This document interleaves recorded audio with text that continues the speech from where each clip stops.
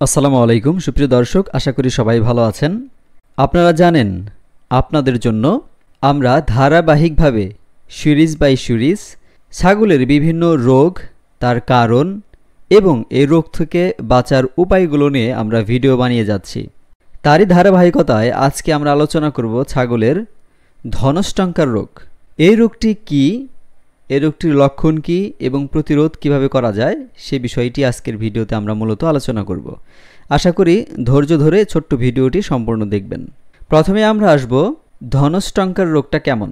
ধনষ্টঙ্কার মানুষসহ সব গবাদি পশু পাখির ব্যাকটেরিয়াজনিত একটি মারাত্মক সংক্রামক রোগ। বাংলাদেশ সহ বিশ্বের প্রায় সকল দেশে এ রোগ দেখা যায়। ছাগলের সাধারণত খাসি করানো, প্রসব বা অন্য কোনো গভীর ক্ষতের কারণে এ রোগ হতে পারে।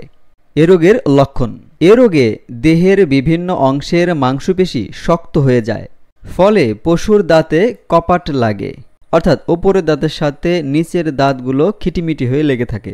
মাংসপেশির কম্পন ও খিঁচুনি দেখা যায়। প্রস্রাব পায়খানা হয় না, যে কোনো শব্দে পশু চমকে ওঠে।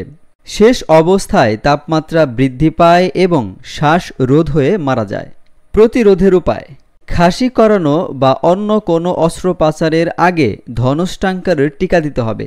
তাছাড়া স্বাস্থ্যসম্মতভাবে যে কোনো অস্ত্রোপচার করতে হবে। প্রতিকার: সাধারণত এ রোগের চিকিৎসায় তেমন ফল হয় না, তবে প্রাথমিক পর্যায়ে রোগ শনাক্ত করা গেলে ক্ষত স্থান অ্যান্টিসেপটিক দিয়ে ধুয়ে দিতে হয় এবং মাংসে এটিএস ইনজেকশন দিতে হবে। তাছাড়া উচ্চ মাত্রায় পেনিসিলিন জাতীয় অ্যান্টিবায়োটিক প্রয়োগ করতে হবে। মাংসপেশি শিথিল করার জন্য ক্লোরাল হাইড্রেট ও ম্যাগনেসিয়াম সালফেট ইনজেকশন দিতে হয়। তবে খামারিদের জন্য পরামর্শ থাকবে, খামার করার পূর্বে আপনারা রোগ সম্পর্কে ভালোভাবে অবগত হবেন এবং ন্যূনতম রোগের লক্ষণ দেখা দেওয়া মাত্রই নিকটস্থ স্বাস্থ্যকেন্দ্রে যোগাযোগ করবেন এবং যত দ্রুত সম্ভব ডাক্তারের পরামর্শ অনুযায়ী চিকিৎসা গ্রহণ করবেন। সেক্ষেত্রে অবশ্যই আমরা বড় ক্ষতির হাত থেকে বাঁচতে পারব। আশা করি ভিডিওটি আপনাদের ভালো লেগেছে। আমাদের পরবর্তী ভিডিওগুলো পেতে অবশ্যই আমাদের চ্যানেলটিকে সাবস্ক্রাইব করে আমাদের পাশেই থাকুন।